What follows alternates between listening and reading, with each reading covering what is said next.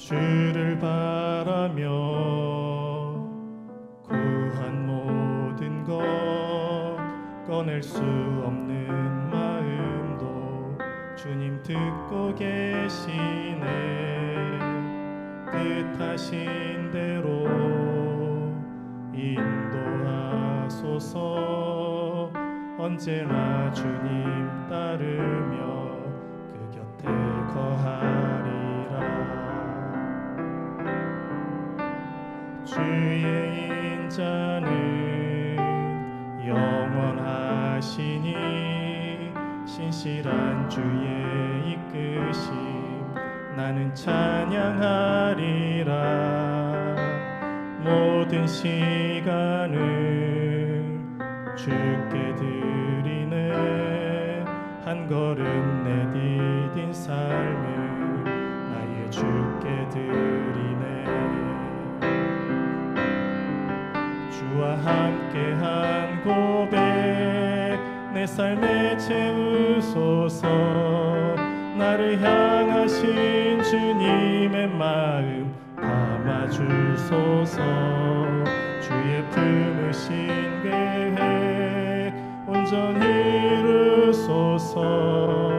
나의 삶의 결이 주의 길을 함께 하소서.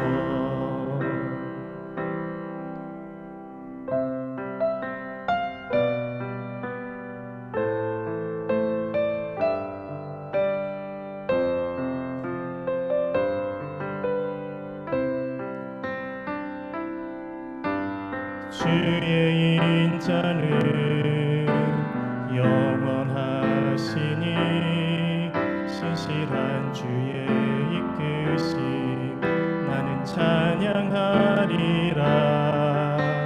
모든 시간을 주께 드리네. 한 걸음 내디딘 삶을 나의 주께 드리네. 주와 함께한 고백 내 삶에 채우소서. 나를 향하신 주님의 마음 담아주소서. 주의 품으신 계획 온전히 이루소서. 나의 삶의 결이 주의 길을 함께 하소서. 주와 함께한 고백 내 삶에 채우소서. 나를 향하신 주님의 마음 담아주소서. 주의 품으신 계획 온전히 이루소서. 나의 삶의 결이 주의 길을 함께 하소서. 주와 함께한 고백 내 삶에 채우소서. 나를 향하신 주님의 마음 담아주소서. 주의 품으신 계획 온전히 이루소서. 나의 삶의 결이 주의 길을 함께 하소서.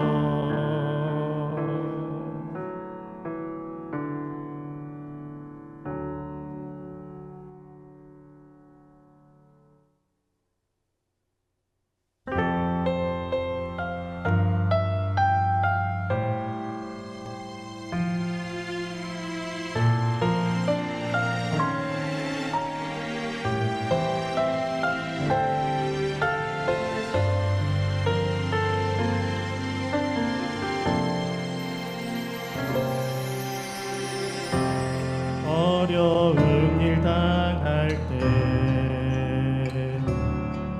나의 믿음 적으나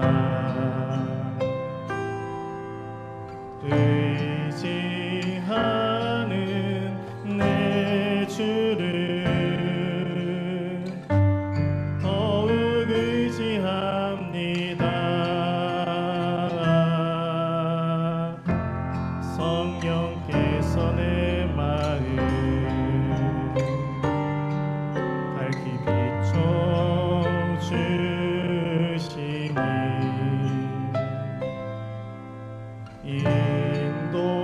인도하심 따라서 주만 의지합니다. 세월이 지나갈수록 의지할 것은 예수뿐일세. 무슨 일을 만나도 예수 의지합니다.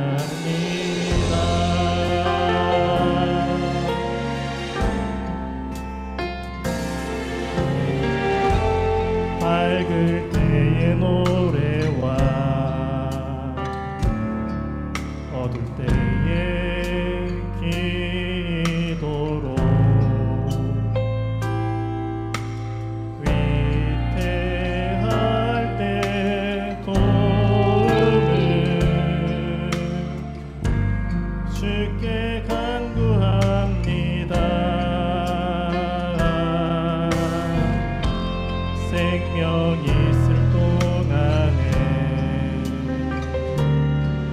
예수 의지합니다.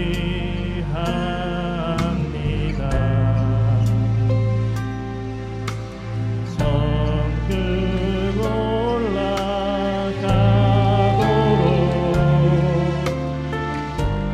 의지할 것뿐일세. 세월이 지나갈수록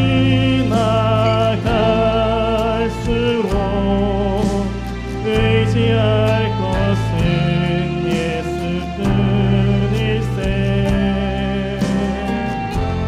무슨 일을 만나도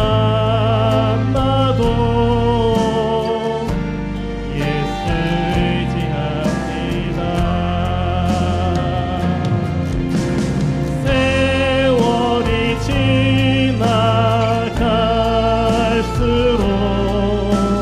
의지할 것은 예수뿐일세. 무슨 일을 만나도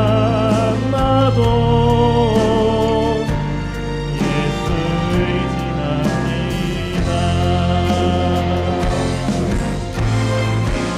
의심과 어둠 두려움에 쌓여 낙심하고 있는 나에게 주가 든든해서 나의 길을 인도하시네. 비춰주시네.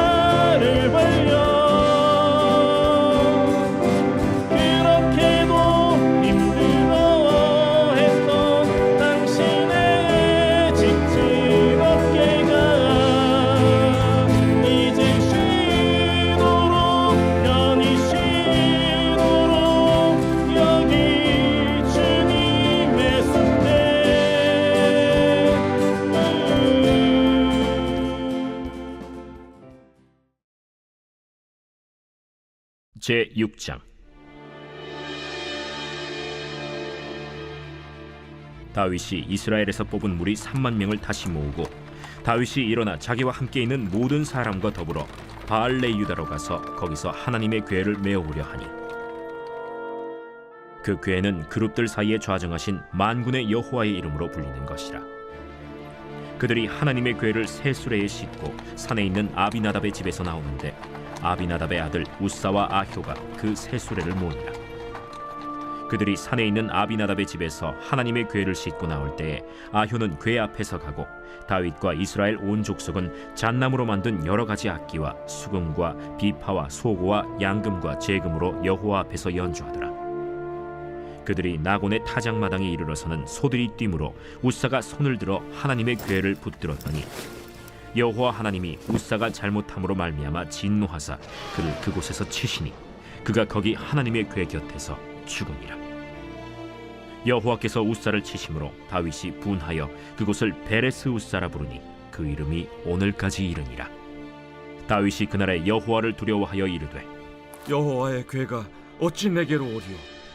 하고 다윗이 여호와의 궤를 옮겨 다윗성 자기에게로 메어가기를 즐겨하지 아니하고 가드 사람 오벳 에돔의 집으로 메어간지라. 여호와의 궤가 가드 사람 오벳 에돔의 집에 석 달을 있었는데 여호와께서 오벳 에돔과 그의 온 집에 복을 주시니라. 어떤 사람이 다윗 왕에게 아뢰어 이르되, 여호와께서 하나님의 궤로 말미암아 오벳에돔의 집과 그의 모든 소유에 복을 주셨다 한지라.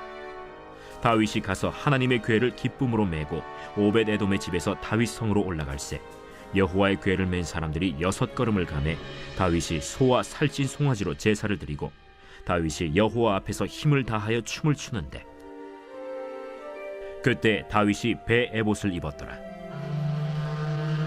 다윗과 온 이스라엘 족속이 즐거이 환호하며 나팔을 불고 여호와의 궤를 메어오니라. 우리 핵심 성경 구절 한 구절 함께 읽도록 하겠습니다. 누가복음 9장 23절에 있는 말씀입니다. 함께 읽겠습니다. 또 무리에게 이르시되 아무든지 나를 따라오려거든 자기를 부인하고 날마다 제 십자가를 지고 나를 따를 것이니라. 아멘. 네, 오늘 말씀의 제목은 하나님은 수레가 아니라 어깨를 찾으신다 라고 하는 말씀입니다. 오늘은 우리가 다윗의 꿈 세 번째 시간을 갖는 것이죠. 다윗은 하나된 공동체를 세우려고 했습니다. 그런데 그 하나된 공동체는 화목으로 하나된 평화를 지켜나가는 공동체였지요. 다윗은 여기에다가 하나님을 중심으로 모시고 하나된 공동체를 세우려고 했습니다.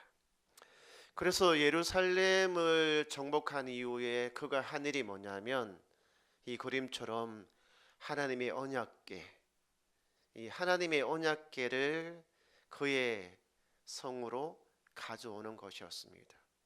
이것이 하나님의 임재를 의미하는 언약궤입니다. 하나님이 설계도를 주셔서 만든, 그리고 이 두 개의 천사 사이에 하나님이 임재하겠다라고 말씀하신 그 언약궤이죠. 이 언약궤는 단순한 종교적인 상징이 아니라 바로 이 백성들과 하나님이 함께하겠다, 그리고 모든 생활의 중심을 상징을 하고 있습니다. 이 다음 그림에 보면 이 언약궤는 이 성막이라고 하는 곳이 있는데, 이 성막에서도 가장 핵심적인 위치에 놓여져 있었습니다. 그러면서도 오른편에 있는 그림처럼 모든 백성이 거주하고 있는 가운데, 딱 가운데에 이렇게 위치해 있었습니다. 집에는 대문이 있을 거잖아요. 동서남북 모든 대문이 저 성막, 언약궤가 있는 저 성막을 향해서 대문의 방향이 있는 것입니다. 이처럼 정말 중요한 거예요, 이 언약궤라고 하는 것이.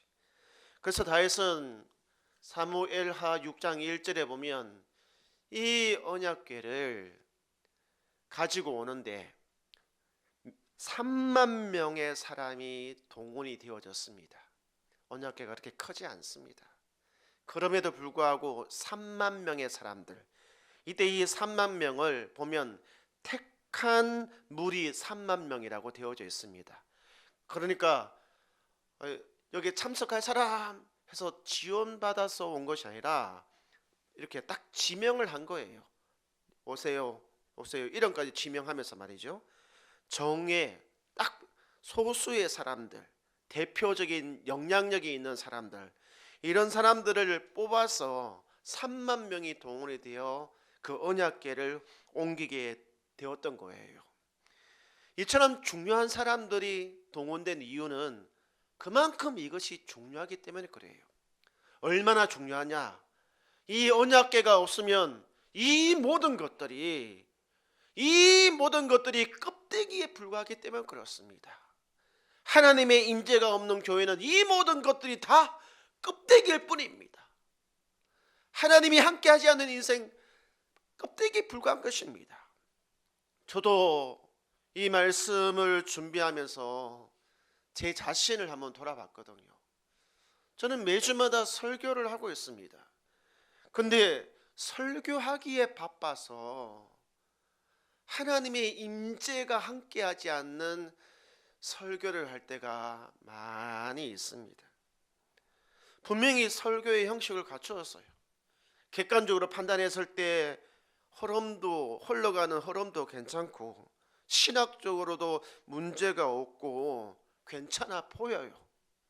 마음속으로 야, 대박 나겠는데 라고 생각할 때가 있습니다.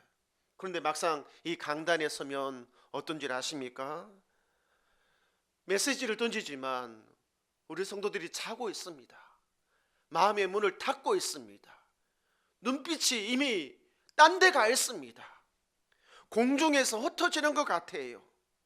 말은 많은데 말이 너무 가볍고 설명은 하지만 무게가 없습니다. 왜 그렇습니까? 거기에 하나님이 함께하지 않기 때문에 그렇습니다. 더 많은 시간을 하나님 앞에서 이 말씀을 붙들고 씨름하는 시간을 보내야 했습니다. 그리고 저 안에 주님 말씀을 주십시오, 우리 성도들에게 흘러갈 말씀을 주십시오라고 매달리는 시간을 더 가져야 했던 것이거든요.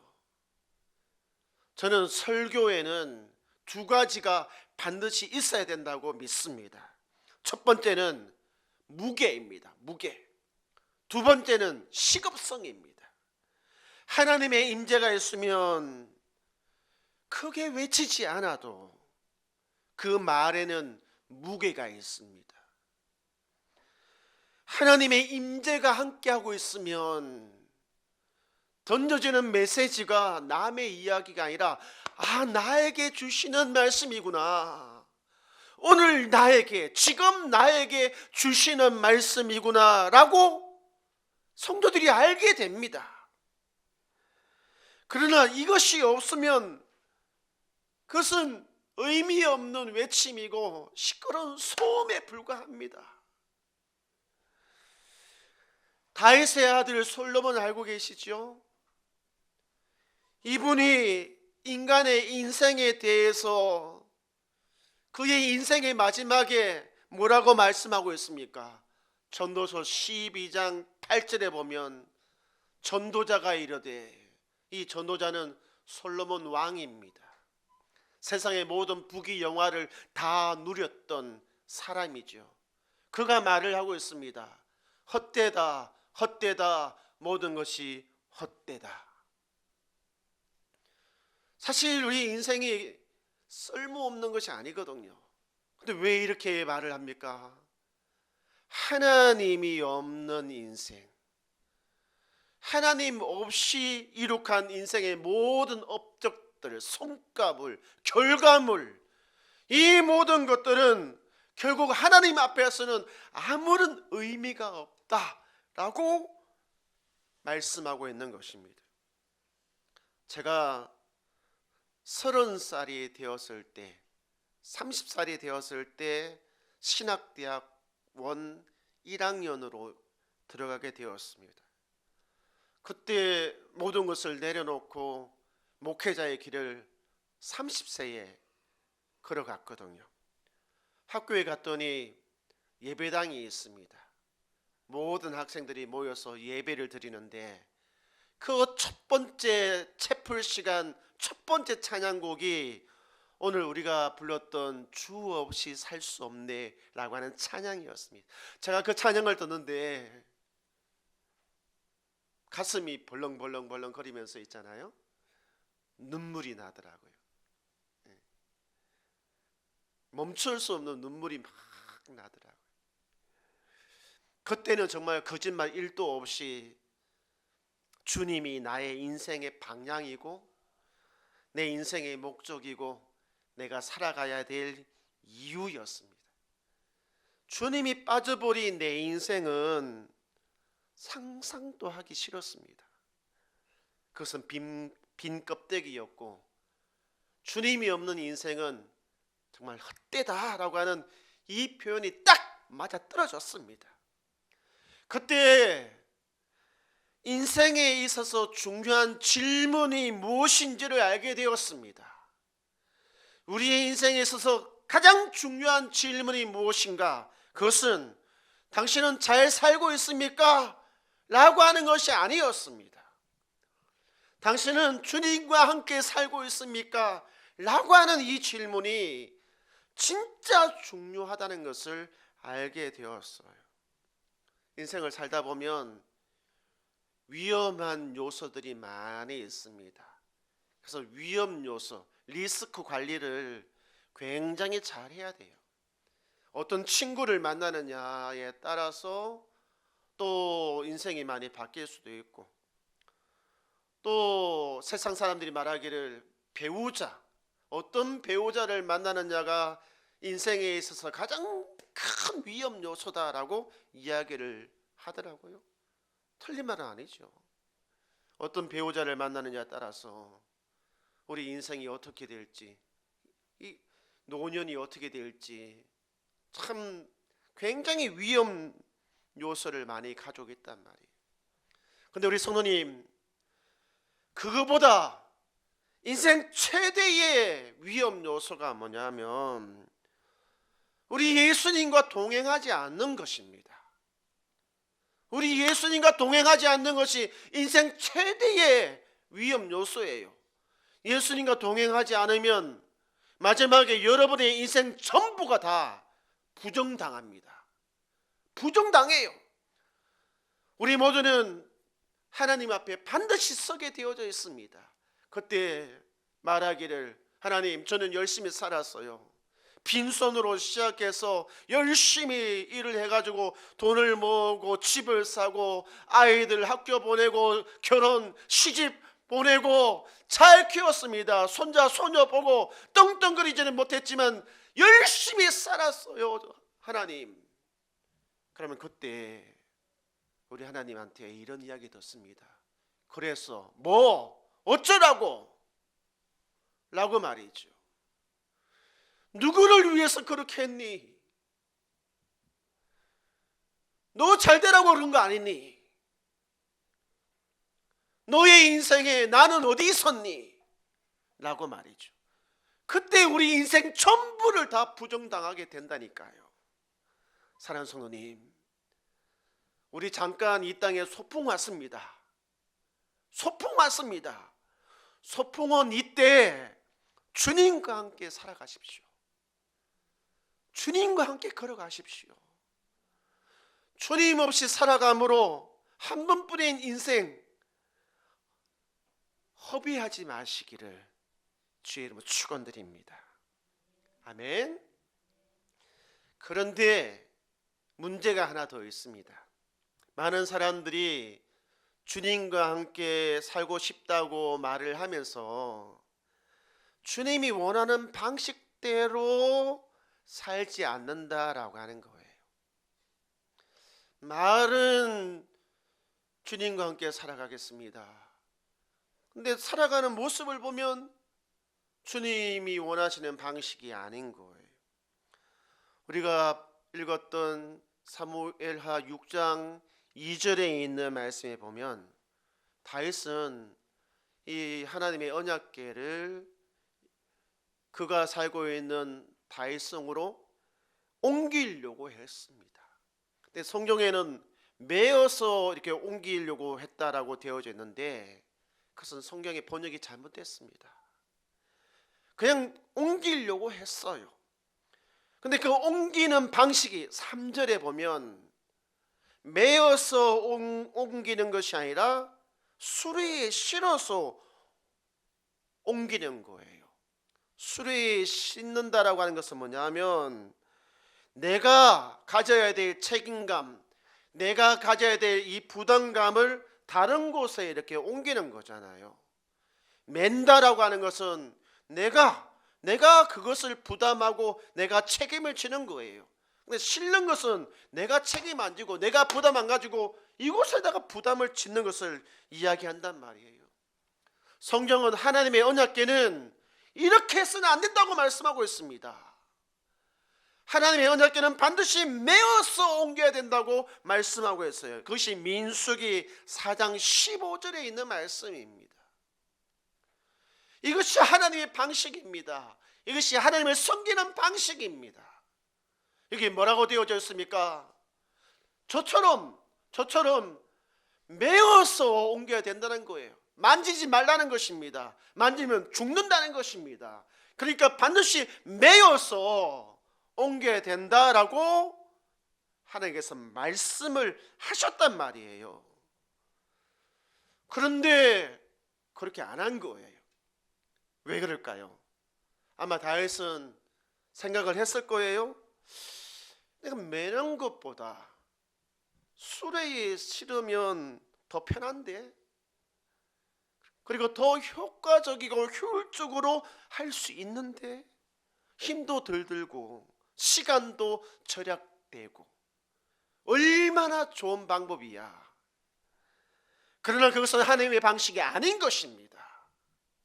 아무리 좋아도 하나님의 방식이 아니면 아닌 것입니다. 아멘. 근데 참 많은 사람들이 수레의 신앙을 갖고 있는 사람들이 너무 많아요. 어깨에 매는 신앙이 아니라 수레의 신앙을 갖고 있는 사람들 말이죠. 나의 책임과 나의 부담을 덜어내려고, 자꾸 덜어내려고, 그래서 참 편하게 신앙생활을 하려고 합니다. 자기가 옳다고 믿는 대로 성경을 해석하고 자기 기준에 맞춘 신앙생활을 하려고 해요. 이 사람들은 부담 없이 가볍게 신앙생활을 하려고 한단 말이에요. 자기 중심적인 신앙생활인 것이죠. 최근에 한국에서 필리핀에 한 교회를 세웠는데 이 교회가 갑자기 문을 닫게 생겼습니다. 왜 그러냐면 한국에 있는 교회가 필리핀에 교회를 세우고 필리핀에 있는 교회 목사님을 이렇게 담임 목사로 청빙을 해가지고 이렇게 한국에서 돈을 보내고 도와주고 하면서 교회가 잘 운영이 됐단 말이에요.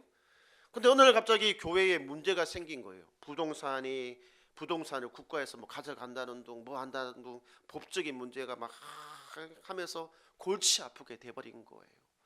그러면 담임 목사는 어떻게 해야 되겠습니까? 끝까지 책임을 져야죠. 끝까지 책임을 지면서 어떻게 해서든지 살려보려고 발버둥 쳐야 되는 거잖아요. 어깨에 메고 말이죠. 근데 놀랍게도 딱 문자 한 통화가 온 거예요. 사직하겠습니다 라고. 소식이 안 되는 거예요. 연락이 안 되는 거예요. 너무나 쉽게 가볍게 신앙생활 하는 거예요. 많은 사람들이 무임성찰을 하려고 합니다. 노력하지 않고 아무런 대가도 지불하지 않고 그냥 이용만 하는 서비스 이용자만 되려고 합니다. 많은 사람들이 교회를 쇼핑하듯이 내가 원하는 곳으로 언제든지 쇼핑 떠나듯이 옮기려고 합니다. 참 가볍습니다. 참 부담 없습니다. 내가 짊어져야 될 그 몫을 감당 안 하려고 하는 것입니다. 그래서 오늘 주님께서는 우리에게 이처럼 수리 신앙이 아니라 얻기 신앙을 요구하고 계십니다. 그것이 누가복음 9장 23절에 있는 말씀이죠. 여기 보면 누구든지 나는 아닐 거야, 나는 아닐 거야. 여러분 그렇게 생각하지 마십시오. 이 누구든지에는 이 자리에 계신 우리 성도님들이 다 포함되기를 원합니다. 이 방송을 듣고 계시는 모든 분들이 포함되기를 원합니다. 누구든지 나를 따라오려거든 예수님을 따라가려고 하면 자기를 부인하고, 여기에 날마다, 이번에 성경 읽으면서 이 날마다가 눈에 새롭게 들어오더라고요. 날마다 자기 십자가를 지고 나를 따를 것이니라 말씀하고 있어요. 날마다 십자가를 져야 된다 라고 하는 거예요. 날마다 자기 십자가를 지는데 억지로 지면 너무 힘들잖아요. 이때 이 말씀은 뭐냐라면 억지로가 아니에요. 내가 원해서, 내가 자발적으로 날마다 십자가를 지는 거예요. 누가 시켜서, 누구 눈치 때문에, 아니면 내 체면 때문에 그렇게 하는 것이 아니라 내 스스로 날마다 지는 겁니다. 십자가를 지는 거예요. 이때 이 무엇을 져야 되느냐라고 하면 나의 모든 결정권을 내려놓는 거예요. 예수님의 뜻을 먼저 구하는 것. 여러분 이것이 쉬운 것처럼 보이지만 우리 대부분 이것을 다 실패합니다. 예수님 뜻 몰라요. 내 인생 내 마음대로 내가 책임질 거야. 내가 결정한 대로. 그렇게 하지 말라는 거예요. 그거 굉장히 무거운 거지만 그거 지고 가는 거예요. 우리가 믿음을 지키며 살아갈 때 손해보고 거절당하고 고난당할 수 있습니다. 그럼에도 불구하고 순종하는 것을 택하는 거예요. 여러분 어떤 사람들은 주일을, 어떤 가게를 하는데 주일을 잘 지키면 토요일에 2배의 수입이 생긴다. 여러분 그렇지 않습니다. 여러분 장사해 보십시오. 토요일에 2배가 생기는가? 하루 손해볼 것 각오하고 문 닫는 것입니다. 그것이 십자가를 지는 거예요. 억지로 하는 것이 아니라 자발적으로 그렇게 하는 거예요. 이미 나는 죽은 사람이다. 나는 예수님을 위해서 살 거다 라고 하는 것, 이것이 나의 십자가를 지는 거거든요. 십자가를 지고 살아가는 삶의 모습인 것입니다. 이거 불편하고 어렵다고 자꾸 드러내고 그러지 말라는 것입니다. 그래서 오늘 우리에게 이 질문, 나는 십자가를 메고 가는가, 아니면 수레에 내 짐을 수레에다가 싣고 가게끔 하는가, 가볍게 부담감 없이 그렇게 하고 있는가? 우리는 이 질문 앞에서 주님 앞에 한번 우리 자신을 돌아보게 되기를 원합니다. 이제 말씀을 마무리하려고 합니다. 보통 이사를 하게 되면 이삿짐 센터에다가 의뢰를 하잖아요. 그래서 큰 트럭이 와서 짐을 실어가요. 그런데 모든 짐들을 다 그 차에다가 실는 것은 아니더라고요. 저희가 이사할 때 보니까 꼭 챙기는 것이 있어요. 직접 챙기는 거. 거기에 손 타지 않게끔 꼭 챙기는 것이 있었습니다. 여러분은 무엇을 챙기십니까?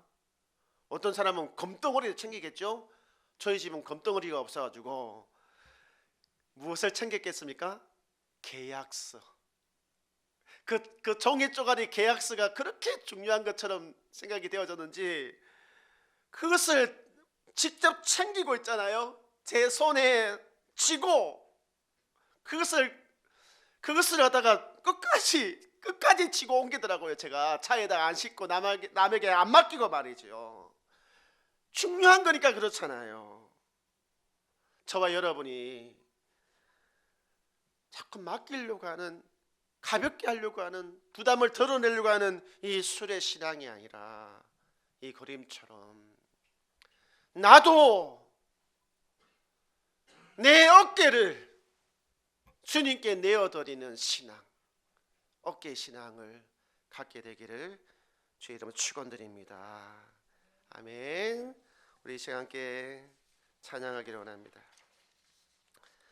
우리 갈보리 십자가의 주님을 이 찬양 드리겠습니다.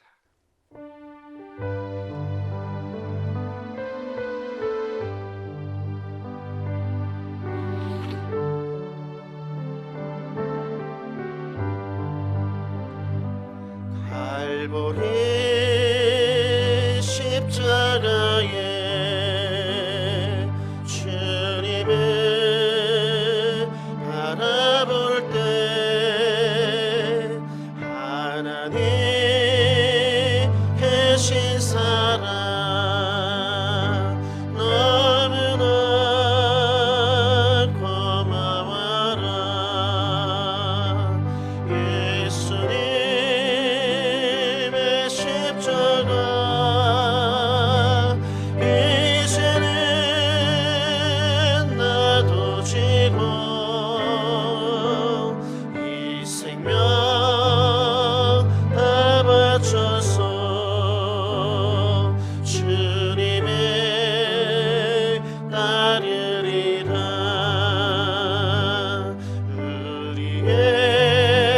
우리에게 믿음과 소망을 주시며 사랑으로 세상을 이기게 하셨네. 예수님의 십자가 이제는 나도 지고 이 생명 다 바쳐서 주님을 따르리라. 우리의 모든 간구 응답해 주시며 기도의 은혜로서 충만케 하옵소내. 예수님의 십자가 이제는 나도 지고 이 생명 다 바쳐서 주님을 따르. 예수님의 십자가 예수님의 십자가 이제는 나도 지고 이 생명 다 바쳐서. 우리 마지막으로 우리 여러분 고백하시기 바랍니다. 예수님의 십자가 이제는 나도 지겠습니다. 예수님의 십자가 이제는 나도 지고